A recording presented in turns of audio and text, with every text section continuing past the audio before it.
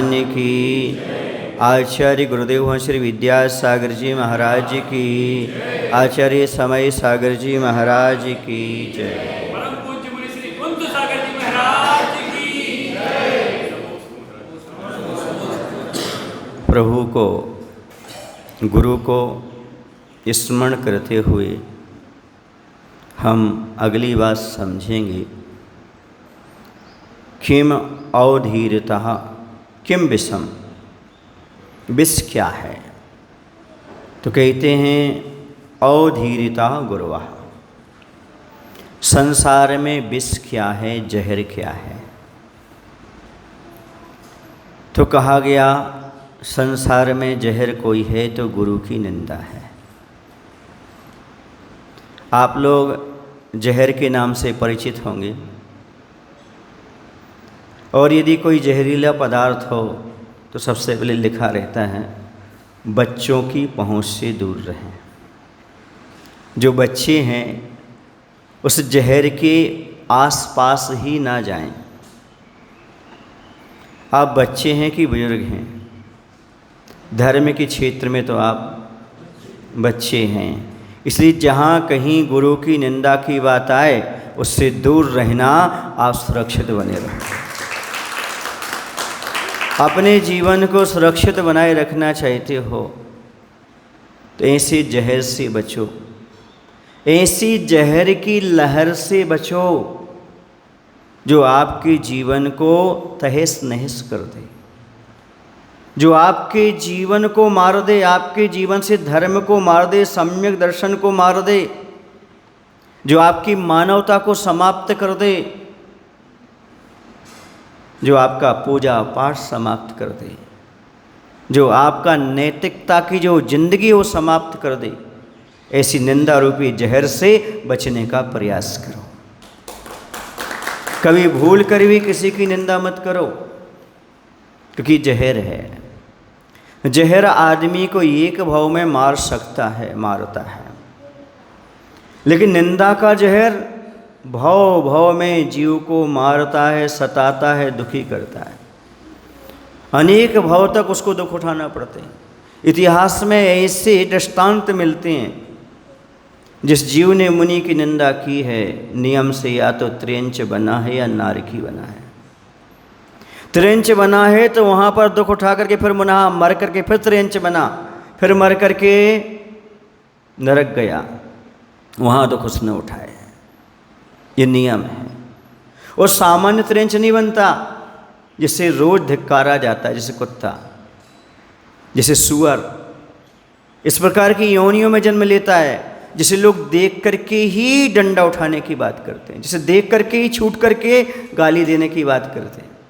ऐसे त्रियंच पर्याय में जाता है, क्योंकि एक बार गुरु का किया गया तिरस्कार भव भव में तिरस्कार देता है, और एक बार गुरु को किया गया नमस्कार सत्कार भव भव में सत्कार प्रदान करता है।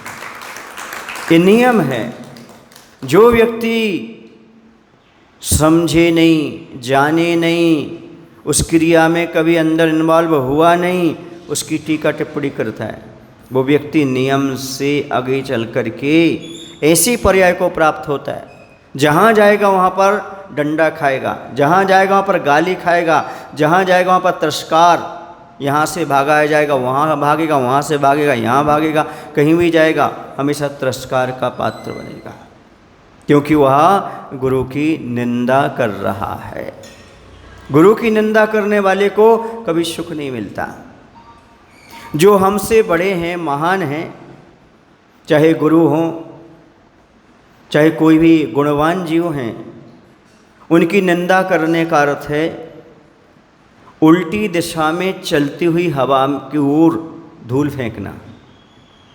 यदि आपने सामने धूल फेंकी है तो वो धूल कहाँ आएगी? उड़ करके आपके चेहरे पर, आपकी आँखों पर ही आएगी।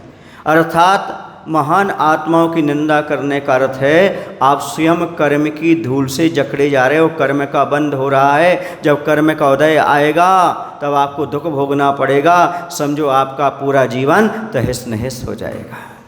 इसलिए कभी भूल करके भी विपरीत दिशा में कभी हवा चल रही हो और कभी धूल नहीं फेंकना।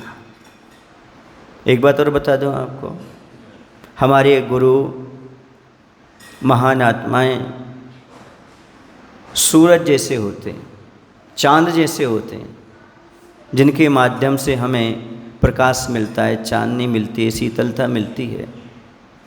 हमें देखोगे तो आपको हमारी कविता समझ में आएगी। जो व्यक्ति ऐसे मुनियों पर आक्षेप करते हैं, उन पर उनकी निंदा करते हैं, उन पर धूल फेंकते हैं, उन लोगों के लिए एक छोटी सी बात कहना चाहता हूँ। हम दिख रहे हैं आपको, दिख रहे हैं ना? हाँ, तो आपको कविता समझ में आ जाएगी। सुनो। मनुज ने होश खो जोश में धूल चांद पर फेंकी, पर आश्चर्य की बात है वो चांद पर आ गिरी।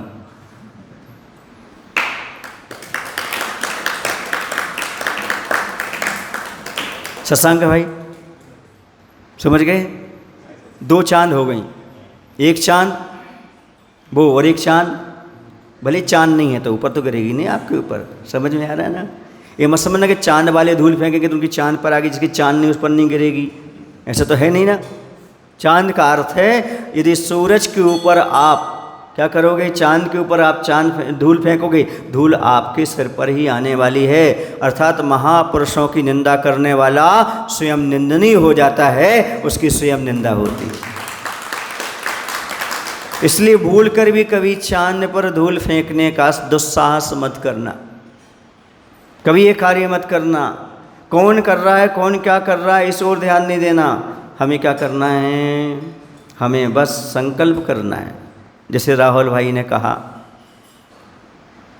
पुराने प्रवचन को सुन करके, है ना, हाँ, कि महाराज आज से हम नियम लेते हैं व्हाट्सएप आदि पर, फेसबुक आदि पर कोई भी गुरु निंदा के बारे में, साधु निंदा के बारे में कोई भी जानकारी आएगी, पोस्ट आएगी, उसको हम आगे नहीं बढ़ाएंगे, वहीं पर समाप्त करने का प्रयास करेंगे।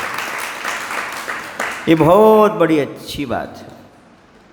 इन लोगों का उच्च गोत्र में जन्म होगा, जो ये भाव रख करके चल रहे हैं कि मैं कभी साधु की निंदा नहीं करूंगा, वो उच्च गोत्री बनेंगे आगे चल करके, और जो निंदा करेंगे वो नीच गोत्री बनेंगे।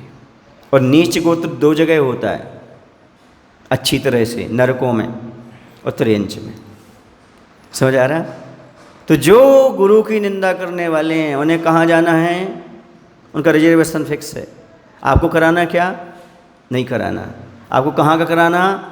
ऊपर का। बस जो अच्छाइयाँ आपको दिखती जाएं उसका व्याख्यान करते जाओ, प्रशंसा करते जाओ, ऊंचाइयाँ अपने आप प्राप्त हो जाएंगी। ऐसा काम मत करो।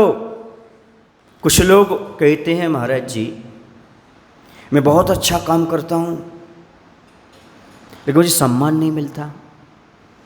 जब भी अच्छा काम करता हूँ कहीं ना कोई विघ्न आते हैं। एक दिन भी मुझे प्रशंसा सुनने को नहीं मिलती, ना परिवार में मिलती, ना समाज में, ना मंदिर में, कहीं नहीं मिलती। इसका कारण मालूम आपको क्या है? पूर्व पर्याय में आप निंदक रहे हैं। उस निंदा का परिणाम है कि आज अच्छा भी कर रहे हो तो कोई आपकी प्रशंसा नहीं कर रहा है। और कोई व्यक्ति कुछ नहीं करता, थोड़ा सा काम करता है ना, 10 दिन आपने मेहनत की, एक दिन उसने आकर के मेहनत कर दी, उसका नाम अव्वल नंबर पर आ जाता है। सब उसका नाम लेते हैं। समझो पूर्व पर्याय में उसने और पूर्व समय उसने निश्चित किसी की प्रशंसा की होगी, उसी का फल उसको आज प्राप्त हो रहा है।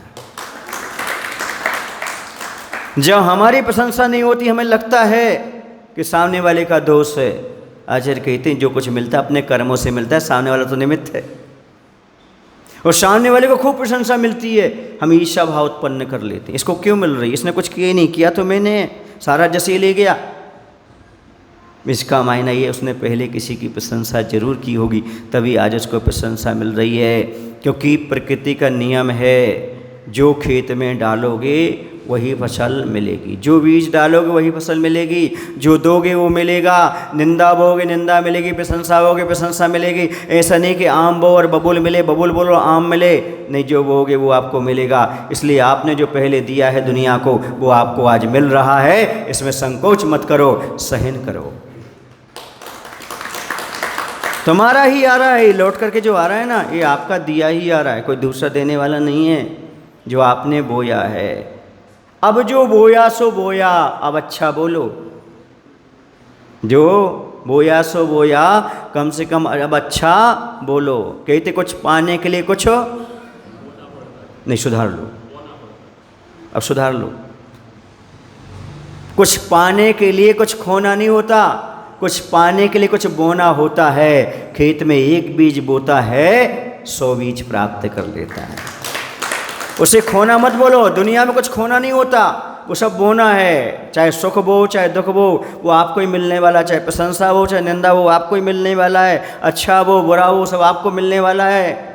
इसे सोच लो, दुनिया एक खेत है, इंसान एक किसान है, और अच्छे बुरे कर्म बीज हैं। जैसा बोगे वैसी फसल प्राप्त करोगे। इस चीज को, इस सिद्धांत को अपने जीवन में याद रखो। पद्म पुराण ग्रंथ में एक बहुत अच्छी कहानी मिलती है रावण की। रावण से तो सब परिचित हैं ही, कोई बड़ी बात तो है नहीं है। रावण का परिचय देने की आपको आवश्यकता तो होती नहीं है। राम का भी परिचय देने की आपको आवश्यकता नहीं होती। उस समय एक राजा हुआ है, उसका नाम था इंद्र। उस राजा ने अपनी ऐसी व्यवस्था बना रखी थी जैसे कि स्वर्ग की व्यवस्था होती। वह आज तक किसी से हारा नहीं था, हमेशा जीतता था। उसे घमंड आ गया था कि मुझे दुनिया का कोई शख्स जीत नहीं सकता, इतना तक कि इंद्र भी मुझे जीत नहीं सकता। जैसी 10 प्रकार की व्यवस्थाएं जैसी कल्प में रहती ना, वैसी व्यवस्थाएं सारे उसने बना करके रखी थी, लेकिन रावण के द्वारा हार गया। रावण ने उसको परास्त कर दिया। वह दर दर का भिखारी जैसा भटकने लगा। इंद्र जैसी विभूति पाने वाला, ऐसी दशा कैसे हो गई उसकी? उसका अहंकार चूर चूर हो गया। वह जंगल में गया, उसे एक मुनिराज के दर्शन हो गए, जिनका नाम था श्री निर्वाण संगम मुनिराज। उसने उनके भक्ति भाव से दर्शन किए। दर्शन करके उसने पूछा, महाराज आज तक मैंने किसी से पराभव सहन नहीं किया।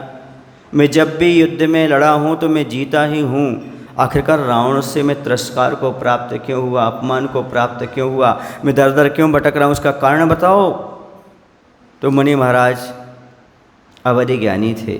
उन्होंने कहा, बस अपने सिवाय और किसी को कोई कर्म फल देने वाला नहीं होता है। जो तुमने किया है उसका फल तुम्हारे लिए प्राप्त हुआ है। कहे मुनिराज मैंने पहले क्या किया? तो उन्होंने कहा कि एक बार तुमने, एक नदी थी हंसावली नाम की, उस नदी के किनारे एक महाराज जी विराजमान थे जिनका नाम था आनंदमाल। ऐसे मुनिराज का आपने जाकर के अपमान किया था, शब्दों के माध्यम से बुरा भला कहा था। उसका परिणाम है कि आज आपको अपमान सहन करना पड़ रहा है, राजभूति पाने के बाद भी दर दर का भिखारी बनना पड़ रहा है। इस कहानी से ताली बजाने के साथ साथ कुछ तालीम लीजिएगा, कुछ शिक्षा लीजिएगा, कुछ सीखिएगा कि भूल कर भी हमें कभी किसी साधु की निंदा नहीं करना।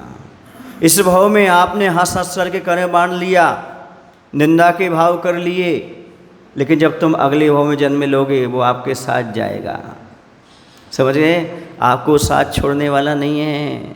अच्छी चीज़ें साथ छोड़ सकती हैं, पर बुरी चीज़ें आदमी के कभी साथ नहीं छोड़ती है, ध्यान रखना। बुरा कर्म आपके साथ जाएगा जाएगा जाएगा जाएगा ही दुनिया में, कोई छोड़ने वाला नहीं है आपको। कर्म आपको छोड़ने वाला दुनिया छोड़ सकती है। साधु क्षमा कर सकते हैं, साधु माफ़ कर सकते हैं, साधु कह सकते कोई बात नहीं, लेकिन कर्म नहीं छोड़ेगा। कर्म तो कहेगा बेटा तुमने अपमान किया है तो ये तो तुम्हारे लिए आगे चल करके मिलेगा। जो भी महापुरुष के जीवन में देखते हैं हम, उन सब के जीवन में कहीं ना कहीं कुछ देखने को मिलता है। राजा श्रीपाल, कोटिभट श्रीपाल को भी कोढ़ निकला, उसे भी भटकना पड़ा, उसके साथियों को भी, सासों को भी कोढ़ निकला। क्यों? एक ने निंदा की, सबने अनुमोदना की। जैसे एक ने व्हाट्सएप पर निकाला, आप सब ने कमेंट्स और लाइक किया, यही है सब। आगे जिसने निकाला है गुरु के बारे में गलत व्हाट्सएप फेसबुक आदि पर, उससे कोड़ निकलेगा, और जो उनकी अनुमोदना कर रहे हैं वो भी उनके साथ कोड़ी होंगे, क्योंकि जो जैसा करेगा वैसा मिलेगा। श्रीपाल की कहानी को देखकर तो लगता है आज पता नहीं कितने लोग आगे चल कर कर्म का बंध कर रहे हैं, और आगे चल कर क्या इनकी दशा होगी। वो तो महापुरुष थे, तद्भव मोक्षगामी थे, फिर भी बच गए। तुम्हारा क्या होगा जरा सोचो। तुम किस खेत की मूली हो, तुम तो मामूली हो। जब उन्हें नहीं छोड़ा तो आपको कैसे छोड़ेंगे। ऐसा विचार करके कभी भी मन में निंदा के भाव नहीं लाना, बस इतना सीखो। करेंगे तो प्रशंसा करेंगे, नहीं बनती है तो निंदा नहीं करेंगे, चुप रहेंगे, मौन रहेंगे। दोष वादे चे मौनम। आप लोग बोलते ना, शास्त्रों का हो पठन सुखदा, लाभ सत्संगति का, सद्वितों का सुजस करके, दोष ढांकूं सभी का। जो सभी का कहा है तो धर्मात्मा की तो बात ही छोड़ दो। ये पूजन के समय तो याद आता है, लेकिन जब व्हाट्सएप चलाते हो तब, जब समाज के बीच में आते हो, जब चार लोगों के बीच में आते हो तो दोष वादे चे मौनम होता है क्या? दोष के प्रति मौन होते हो क्या? नहीं होते। ये समझना है उस समय हमारे लिए कि जो हम निंदा के भाव अपने जीवन में ला रहे हैं वह हमारे लिए बहुत दुखदाई है। कहीं नाली में से दुर्गंध आ रही हो तो नाली साफ नहीं कर सकते, कोई बात नहीं, लेकिन ढक्कन उखाड़ करके समाज का माहौल तो खराब मत करो। मेरा ये कहने का तात्पर्य, समझ आ रहा? उसे आप समाप्त नहीं कर सकते तो माहौल खराब मत करो, क्योंकि यदि तुमने वहाँ पर दुर्गंध फैला दी कोई आएगा नहीं। भैया वहाँ पर दुर्गंध, वहाँ दुर्गंध है, और जब लोग यहाँ आएंगे नहीं और उससे दूर हो जाएंगे, इसका पाप उसको लगेगा जिसने नाली का ढक्कन उखाड़ा है। उसे पाप लगने वाला, उसे कर्म का बंध होना। अभी तो हंस हंस करके बांध रहा है, बाद में मालूम पड़ेगा। समझ में आ रहा है आपको? इसलिए इस प्रकार का काम कभी भी जीवन में मत करो। समझ आ रहा है ना? और यदि आप कहते हो कि महाराज क्या करूं, गलती है तो दिखती है, सामने ने गलती की है तो हमें दिखाई दे रही है, तो ऐसे लोगों से कहना चाहता हूं, परमात्मा को छोड़कर गलती सबसे होती है।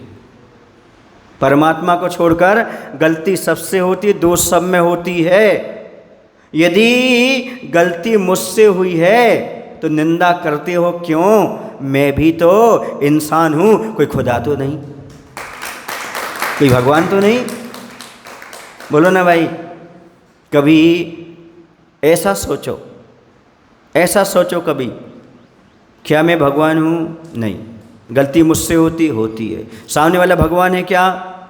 नहीं है। गलती तो उससे भी होती है। बोलो ना भाई, गलती करने वाला गलत है कि गलती को प्रचार करने वाला गलत है? देखिए, किसी से गलती हुई, अनजान में हुई, प्रचार जान के हो रहा है कि अनजान में हो रहा है? तो जैन दर्शन कहता है अनजान के दोष तो बहुत जल्दी दूर हो जाते हैं, जानबूझकर किए हुए दोष वज्र के समान लेप को प्राप्त हो जाते हैं और भव भव में दुखी करते हैं। इसलिए भूल करके भी जानबूझ करके गलती मत करो। ये जानबूझ कर गलती चल रही है। एक बात और पूछूं आपसे, सामने वाले में दोष है, गलती है, इसलिए हमें दोष दिखते हैं, या हमारे दोष देखने की दृष्टि ही हो गई है? दो बात है। सामने वाले दोष है, गलती है, इसलिए हमें दोष दिख रहे हैं, निंदा के भाव आ रहे हैं, कि हमारी दृष्टि में ही ऐसा आ गया है कि जो देखेंगे हम उसको निंदा ही करेंगे, उसकी आलोचना ही करेंगे। एक बार कभी बैठ करके शांति सोचो तो। यदि आपको किसी एक व्यक्ति में गलती नज़र आए, दोष नज़र आए, कमी नज़र आए, तो उस व्यक्ति को सुधारने की आवश्यकता है। यदि आपको किसी एक व्यक्ति में दोष, गलती, कमी नज़र आए तो उस व्यक्ति को सुधारने की आवश्यकता है। और यदि आपको सभी में कमी, दोष नज़र आए तो आपको खुद को सुधारने की आवश्यकता है।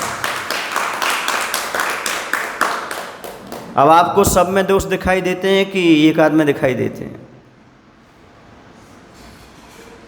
महाराज जी अब तो लग रहा है खुद को सुधारने की जरूरत है। किस चीज़ में दोष दिखाई नहीं देता हमें ये बताओ। ऐसा दिन बता दो आपका जिस दिन आपके निंदा के भाव पैदा ना होते हो। निंदा नहीं करते कोई बात नहीं, लेकिन भाव पैदा ना होते हो। महाराज जी अकेले की नहीं कह रहे, मुनियों की नहीं कह रहे हैं, परिवार में, समाज में कहीं ना कहीं आपको निंदा के भाव आते हैं। आते ना 24 घंटे में एक बार? बोलो भाई। नहीं, ऐसा हो ही नहीं सकता है। कहीं ना कहीं आता है आपका, इन्होंने ऐसा कर दिया, इन्होंने ऐसा कर दिया, इनका ऐसा होना था, ऐसा होता कि नहीं होता है? बिल्कुल पक्का है। आप लोग कभी कभी पर्युषण में उपवास करते हो? कितने लोगों ने किया पर्युषण में एक आध उपवास? नीचे हाथ कर लो। कभी कभी अष्टमी को भी कर लेते होगे, जब गर्मी नहीं रहती होगी। चतुर्दशी को भी कर लेते होगे, है ना? ऐसे व्यक्ति ऐसे बैठे हैं जिन्होंने 10-5 उपवास तो कर लिए होंगे जीवन में। चलो, तो एक चीज़ का उपवास आज हम देते हैं। 15 दिन में एक दिन उपवास रखो, हम निंदा रस नहीं लेंगे। कौन सा रस नहीं लेंगे? 15 दिन में ऐसा एक कोई दिन रखो जिस दिन हम निंदा का रस नहीं लेंगे, अर्थात ना तो निंदा करेंगे ना निंदा सुनेंगे। ऐसा त्याग कर दो, एक दिन उपवास कर लो। इसका तय करो। अष्टमी, चतुर्दशी, बोलो महीने में 4 दिन कि 2 दिन? हाँ महाराज जी, ऐसा नियम कहीं आगम में लिखा है क्या? ये नियम पल गया तो बाकी नियम पल जाएंगे। नमक का त्याग नहीं करोगे तो मुक्ति हो जाएगी, पर दूसरे के घाव पर नमक छिड़कने का त्याग नहीं करोगे तो कभी मुक्ति नहीं होगी। नमक का त्याग नहीं करो, कोई दिक्कत नहीं, चल जाएगा। समझ गए? नमक खाने वाले को कभी भी नीच गोत्र का बंधन नहीं हुआ, लेकिन दूसरे के घाव पर नमक छिड़कने वाले को तत्काल नीच गोत्र का बंध होता है। इसलिए नमक खाने का त्याग नहीं होता।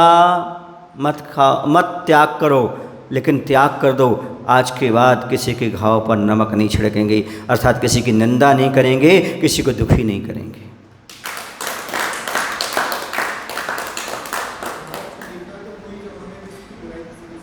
हाँ,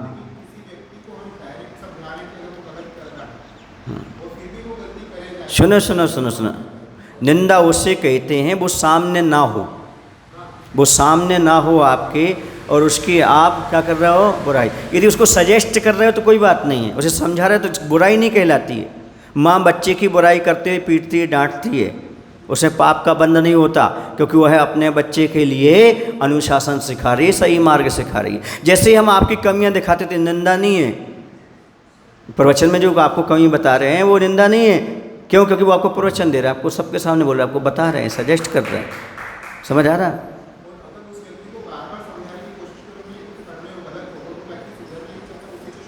माध्यस्थ भावम विपरीत वृत्तौ, लिखा है जो विपरीत वृत्ति वाले हैं, बार बार समझाने पर नहीं समझते, उनसे माध्यस्थ हो जाओ। माध्यस्थ माने ना राग करो ना द्वेष करो, ना उनका समर्थन करो और ना उससे घृणा करो।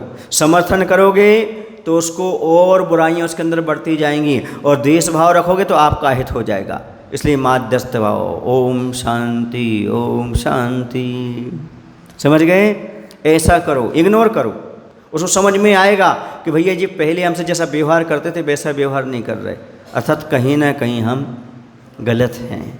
उससे एहसास दिलाना है, अपराध को समाप्त करना है, अपराधी को नहीं। दंड अपराधी को देना है, सुन रहे आप लोग कि नहीं? लेकिन कैसे? अपराध से घृणा करते हुए, अपराधी से घृणा ना करते हुए।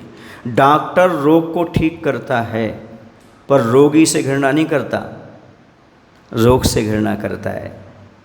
सुने ना, चीड़ा फाड़ी रोगी की नहीं करता, रोग की करता है। मलम पट्टी रोगी करता है, सुने ना, और चीड़ा फाड़ी रोग की करता है। इसी प्रकार से जो वास्तव में किसी का भला चाहते हैं वो उसके दोष को निकालने का प्रयास करेंगे। अच्छा ये बताओ, डॉक्टर को यदि मक्खी बैठने से एतराज़ था, उसने पट्टी बांधी, तो फिर कैंची क्यों चलाई? यदि आपके पैर में फोड़ा है, मवाद भरी हुई है, यदि वह कैंची चला करके उसको दबा करके तुम चिल्लाते रहो, खूब चिल्लाते रहो, तुम उसके ऊपर थूक भी दो तो वो नहीं मानेगा और पूरी मवाद को बाहर निकाल देगा। जब साफ हो जाएगा, जो आपके अंदर जो तड़फन हो रही थी, क्या होता है वो, नहीं लोक रहा था वो, अब वो सब बाहर निकल गया। जब बाहर निकल गया, निकलने के बाद अब वो तड़फन समाप्त हो गई, आपकी दर्द समाप्त हो गया, उसने मलहम लगाई और पट्टी बांध दी। अब बताओ आप क्या कहो डॉक्टर से? डॉक्टर सॉरी, हमने आपको बुरा भला किया, आपकी कृपा से मैं ठीक हो गया, ऐसे कहेगा ना। बस वैसे ही मैं भी आप लोगों के प्रवचन में खूब क्या करता हूँ, फोड़ा फोड़ता हूँ, खूब दबा दबा करके निकालता हूँ। तुम कहो अरे महाराज ने ऐसा क्यों, ऐसा बोल। जब स्वस्थ हो जाओगे कहोगे नहीं महाराज ने बहुत अच्छा किया था भैया, बहुत अच्छा किया था, वो बुराई को हमारे अंदर से निकाल दी। अब पट्टी बांधने की क्या जरूरत है? मक्खी नहीं बैठना चाहिए, इन्फेक्शन नहीं फैलना चाहिए, समझ आ रहा ना। इसी प्रकार से जैसे डॉक्टर फोड़ा को साफ करने का पट्टी बांध देता है ना, मक्खी ना बैठे, वैसे मैं भी आपकी बुराइयों को यहीं बताऊंगा, यहाँ से बाहर निकलूँगा, कभी नहीं बोलूँगा पिंपले सौदागर वाले कितने अच्छे थे कितने बुरे थे। यहाँ की बात यहीं समाप्त। अच्छाई तो बता सकता हूँ पर बुराई नहीं बताऊँगा। अभी पीछे जहाँ से आया हूँ कभी आपने सुनी वहाँ की बुराई? पट्टी बांध के आ गया हूँ, समझ आ रहा? डॉक्टर आपका अहित नहीं चाहता, आपको स्वस्थ करना चाहता है। साधु आपकी निंदा नहीं करता, आपको पवित्र बनाना चाहता है। उनका उद्देश्य होता है तुम्हारे अंदर जो दोष है वो सारे के सारे दोष समाप्त हो जाएं। समझ आ रहा? अब देखिए यहाँ तो साधु की बात मैं आपसे कहना चाहता हूँ। साधु कौन है? भावी भगवान, जिसने एक बार दिगंबर मुद्रा को धारण कर लिया पंचम काल में, आगे चल कर के नियम से वो मुक्ति का लाभ प्राप्त करेगा। आप लोग कहीं से बहुत अच्छा पत्थर लेकर के आते हो मूर्ति बनाने के लिए, अरे भैया इतना कितनी कैसी दृष्टि से दिखते हो उस पत्थर को आप? आदर की दृष्टि से, भैया इस पर कचरा नहीं डालना, ये क्या बनने जा रहा है? मूर्ति बनने के लिए जा रहा है। जो पत्थर मूर्ति बनने के लिए जा रहा हो उस पर कचरा नहीं डालते हो, उसकी प्रशंसा करते हो। कुछ लोग तो हाथ भी जोड़ लेते हैं भैया उस पत्थर के, समझ रहे ना। उसी प्रकार से जो आत्मा साधु रूप में है, परमात्मा बनने जा रहा है, उस पर कचरा मत फेंको, उसका सम्मान करो, क्योंकि यही अनगढ़ पत्थर एक दिन क्या बनेगा? भगवान की मूर्ति बनेगा और नमस्कार करेंगे हम। उसके ऊपर कचरा डालने से पाप का बंध होगा, क्योंकि तुमने भावी भगवान पर क्या डाल दिया? कचरा डाल दिया। भगवान का पूजन और अभिषेक करने वालों को इतना ख्याल रखना है, साधु परमेष्ठी भावी भगवान हैं, हमें उनकी निंदा नहीं करना है। समझो उसका उनका पूजा करना, आराधना करना सार्थक हो जाएगा। और मैं तो कहता हूँ साधु क्यों, आप भी भावी भगवान हैं, आप भी आगे चल के क्या बनेंगे? भगवान। और काय के लिए भगवान की भक्ति कर रहे हो? तो मैं तो कहता हूँ साधु तो क्या, किसी भी इंसान की बुराई नहीं करना चाहिए। तत्व सूत्र में लिखा है पर की निंदा आत्म प्रशंसा, इससे नीच गोत्र का बंध होता है। इसमें ये नहीं लिखा कि धर्मात्मा की या अधर्मात्मा की, किसी की भी निंदा करोगे, पर माने दूसरा, दूसरे की निंदा करने से नीच गोत्र मिलता है। फिर महान आत्माओं की निंदा करने से घोर नीच कर्म बनेगा, घोर काटे नहीं कटेगा, निधत्ते निकाचत कर्म बनेंगे, जो फल दे करके ही जाएंगे, न पूजन से कटेंगे न किसी चीज़ से कटेंगे। समझ आ रहा है ना? जैसे राजा सैनिक ने यशोधर मुनिराज के गले में सर्प डाल करके, बहुत आराम और परिग्रह तो साथ में था ही उसके साथ उसने मुनि का अपमान किया, सर्प डाला, किसका बंध हुआ उसको? सत्यम नरक। किसका? नरक आयु का आश्रय किया उसने। बाद में छायक सम्य दर्शन प्राप्त कर लिया, तीर्थंकर प्रकृति का बंध कर लिया, लेकिन नरक नहीं छूटा। ये बात अलग है, 33 सागर का 84,000 वर्ष में बचा, लेकिन नरक नहीं छूटा, क्योंकि तुमने वो कर्म का बंध कर लिया था। समझ रहे ना? जब ऐसे आगे भव में तीर्थंकर बनने वाले हैं और मुनि की निंदा ने उनको दुर्गति जाने से नहीं रोका। सुन रहे आप लोग कि नहीं? तो आप किस खेत की मूली हो? आप तो मामूली हो। इसलिए अभी भी चेत जाओ, मुनि निंदा का त्याग आज से ही कर दो। विचार करो, सोचो तुम्हारी कुवत कितनी है। मैं तो एक बात कहता हूँ, जब भी दूसरे के दोष नज़र आए अपने मन में, जब भी दूसरे के दोष नज़र आए अपने मन में, तो तत्काल चेहरा देख लिया करो दर्पण में। तत्काल चेहरा देख लिया करो दर्पण में, तो मालूम पड़ेगा कि दूसरे चेहरे पर तो दाग दिख रहे हैं, हमारे चेहरे पर कितने दाग हैं। हम तो दाग से भरे हुए हैं, ये समझ में नहीं आ रहा है। आज वर्तमान में क्या हो रहा है? गलती श्रावक कर रहा है, साधु बीच में पिट रहा है। यहाँ की वहाँ, यहाँ की वहाँ, ये वो सारे के सारे चीज़ें कर रहा है। समझ रहे ना? बात ऐसी हो गई, जो साधु को सुधारने की बात कर रहा ना श्रावक, उन श्रावक के लिए मैं कहना चाहता हूँ, बात ऐसी हो गई कि जिंदगी भर हम एक ही गलती करते रहे, जिंदगी भर हम एक ही गलती करते रहे, धूल थी चेहरे पर आईना साफ करते रहे। समझ आ रहा है? यदि श्रावक साफ सुथरा हो जाए ना, तो सारी बातें अपने आप में साफ सुथरी हो जाए, कुछ करने की आवश्यकता नहीं है। पर ये सारी की सारी विडंबनाएं श्रावक के अंदर हैं, इन्हें कौन दूर करे? जो वह तत्व को समझे, जो वह तत्व के मर्म को समझे, तब वह ये समझे कि जिन शासन की प्रभावना मेरे माध्यम से वो अप्रभावना ना हो। जो यह सब समझता है साधु मेरे हैं, भगवान मेरे हैं, गुरु मेरे हैं, जब इसके अंदर ये भाव आ जाएगा तो निंदा का भाव अपने आप समाप्त हो जाएगा। जब तेरा मेरा चलेगा तो निंदा का भाव आए बिना रह नहीं सकता। समझ आ रहा ना? एक बात और बता दूं आपको, जो साधु आपके अनुकूल होता है, आपकी प्रशंसा करता है, उसकी आप कभी निंदा नहीं करते। और जो साधु थोड़ा आपके प्रतिकूल हो जाए, आपकी प्रशंसा ना कर पाए, तो आप उसकी बुराई करने तैयार हो जाते हो। ये जो प्रवृत्ति है, इसका त्याग कब करेंगे? इसको छोड़ो। अरे ये याद रखो, साधु तो साधु है, चाहे हमारी प्रशंसा करे या ना करे। सुन रहे ना? साधु तो 28 मूल गुण का पहले भी पालन कर रहे थे, आज भी कर रहे हैं। हमें अपनी कमजोरी को दूर करना है, और वो चाहे हमारी प्रशंसा करें या ना करें, हमें तो अपना कर्तव्य निभाना है। और साधु से सम्मान नहीं मांगा जाता, सन्मार्ग मांगा जाता है। क्या कह रहा हूँ? सम्मान नहीं, सन्मार्ग मांगो। और जब सन्मार्ग मिलेगा तो सब अपने आप सम्मान तो मिलता चला जाएगा। बोलो ना भाई, हमसे पूछो ना, हमने सन्मार्ग मांगा गुरुदेव से, गुरुदेव ने हमें सन्मार्ग दिया।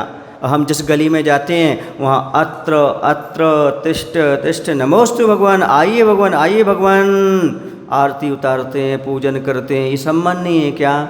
एक बार आप सन्मार्ग मांग लो, सम्मान तो गली गली मिलेगा आपको, जहाँ जाओगे वहाँ आपको मिलने वाला है। पर आदमी किसका भूखा है? यदि मुझे सम्मान मिले तो मिले, वरना दुनिया में किसी को ना मिले। ऐसी मानसिकता वाला व्यक्ति हमेशा दुखी रहता है। इसलिए यहाँ पर कहा, दुनिया का जहर खा लोगे तो एक बार मरोगे, लेकिन गुरु निंदा रूपी जहर को खाओगे तो बार बार मरोगे, बार बार दुखी होगे। इसलिए जैसे जहर खाने से बचते हो, सुन रहे ना आप लोग कि नहीं, वैसे ही मुनि की निंदा करने से बचो। अच्छा, मैं आपसे पूछना चाहता हूँ, जिस व्यक्ति को मालूम ही जहर है, तो जहर खा सकता है क्या? खा सकता है। यदि सुसाइड करना हो तो क्या करना हो? जिसे सुसाइड करना हो वो जानबूझ के जहर खाता है। वैसे ही जिसे दुर्गति में जाने की इच्छा है, वही गुरु की निंदा रूपी जहर खाता है। बाकी खा ही नहीं सकता वो, क्योंकि जान रहा ही जहर है, ये हमें मारेगा। गुण ग्रहण की दृष्टि विकसित करो। जहाँ गुण ग्रहण के भाव आएंगे, वहाँ पर नियम से दोष दृष्टि समाप्त हो जाएगी। जहाँ गुण दिखने लगेंगे वहाँ दोष नहीं दिखेंगे, दोष नहीं दिखेंगे, निंदा नहीं होगी, वहाँ प्रशंसा होगी। समझ गए ना?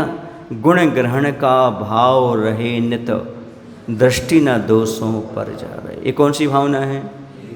मेरी भावना। अब तेरी पूछूं? हर आदमी ये कहता है ये मेरी भावना है, लेकिन भावना के विपरीत काम करता है। यदि आप मान करके चल रहे हो ये गुणी जन हैं, हमसे श्रेष्ठ हैं, हम तो घर बैठे कुछ नहीं कर पा रहे, ये तो इतने वर्ष हो गए, इतनी तपस्या कर रहे, इतना सब कुछ कर रहे, ऐसा भाव आ जाएगा तो निंदा के भाव तो अपने आप समाप्त हो जाएंगे, फिर खुद की निंदा करने लगोगे। समझ गए ना? जो मुनियों की निंदा करते हैं उनसे कहना चाहता हूँ, जो एक कदम मोक्ष मार्ग पर नहीं बढ़ते और मुनियों की निंदा करता हूँ, और हमारे मुनि महाराज 7वें गुण स्थान तक पहुँच चुके हैं, अर्थात आदि मंजिल प्राप्त कर चुके हैं, उन निंदा करने वालों से कहना चाहता हूँ वो चले इतने चले कि आदि मंजिल पार कर गए, तुम एक कदम नहीं चलते और रफ्तार की बात करते। तुम एक कदम नहीं चले और रफ्तार की बात करते हो। वो कितने चले? 7वें गुण स्थान पहुँच गए, मतलब आदि मंजिल पार कर गए। तुमने अभी एक कदम नहीं रखा है और तुम उनकी बात करते हो। मैं तो कहता हूँ जो ऐसी बात करते उनकी बात आपको सुनना नहीं चाहिए। क्यों नहीं सुनना चाहिए? एक बहुत अच्छा आपको, आप जानते उस चीज़ को मैं बताना चाह रहा हूँ। एक समय था जब मोबाइल आया था, जब बताते थे यदि कोई महाराष्ट्र में है और कोई एमपी में है, कोई एमपी में है आप महाराष्ट्र में, यहाँ से यदि आप कॉल करते थे उसको तो रोमिंग कटती थी। क्या कहलाती थी वो? रोमिंग। उसका अर्थ क्या होता था? सुनने वाले को भी पैसा लगेगा, कटेगा उसका, और जो सुना रहा है मोबाइल में, बोलो ना बात कर रहा है, उसका भी कटेगा। समझ गए ना? रोमिंग तो समझते हो ना? बैलेंस कटता था, है ना? ऐसा कुछ ऐसा होता था। अब इसी प्रकार से वो दूसरे क्षेत्र हो गया। दूसरे क्षेत्र में बात करोगे, दूसरे प्रदेश में बात करोगे तो आपको रोमिंग कटेगा। ऐसे ही आपका प्रदेश अपना है। यदि आप दूसरे की निंदा करोगे, आप दूसरे के देश में प्रवेश कर गए। जो दूसरे की निंदा करेगा और सुनेगा उसको कर्म का रोमिंग कटेगा, अर्थात पुण्य क्षय होगा, पाप का बंध होगा। आ गई रोमिंग समझ में आपको? आ गया? इसलिए पर क्षेत्र की हमें निंदा नहीं करना है ना, दूसरे की निंदा मत करो, है ना? क्योंकि सुनने वाले को भी सुनाने वाले को भी नहीं। मैं निंदा करता नहीं हूँ, पर कोई सुनाए तो सुन लेता हूँ, उसमें भी रोमिंग कटेगी, उसमें भी कर्म का बंध होगा। सुनने में भी सुनाने में भी कर्म का बंध ही होने वाला है। इसलिए भूल करके भी जिनसे हमें सम्यक दर्शन की प्राप्ति होती हो, जिनसे हमारा मोक्ष मार्ग प्रशस्त होता हो, जिन्हें 6 आवश्यक में गुरु उपासना रूपी आवश्यक की पूर्ति होती हो, अंतिम दान रूपी आवश्यक की पूर्ति होती हो, जिन साधुओं से जिन शासन की ध्वजा फहराई जा रही है उनकी भूल कर निंदा नहीं करेंगे, यही संकल्प अपने जीवन में होना चाहिए। निंदा रूपी जहर को नहीं खाएंगे, भव भव में नहीं मरेंगे, दुखी नहीं होंगे, ऐसा भाव आज से पैदा कर दो। बोलिए महावीर भगवान की जय। आचार्य गुरुदेव श्री विद्यासागर जी महाराज जी की जय। आचार्य समय सागर जी महाराज की जय। परम पूज्य मुनि श्री बुद्ध सागर जी महाराज की जय। हे प्रभु, हम सभी को इतनी शक्ति, इतनी बुद्धि देने की कृपा करो ताकि हम सभी लोग कभी भी साधु की निंदा न स्वयं करें, न दूसरे की सुने, बल्कि हम जितना बने उतना प्रशंसा के भाव, सेवा के भाव पैदा कर सकें। निंदा के जहर को कभी भी ग्रहण ना करें।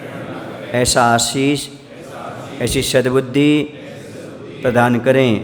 नमोस्तु भगवान, नमोस्तु भगवान, नमोस्तु।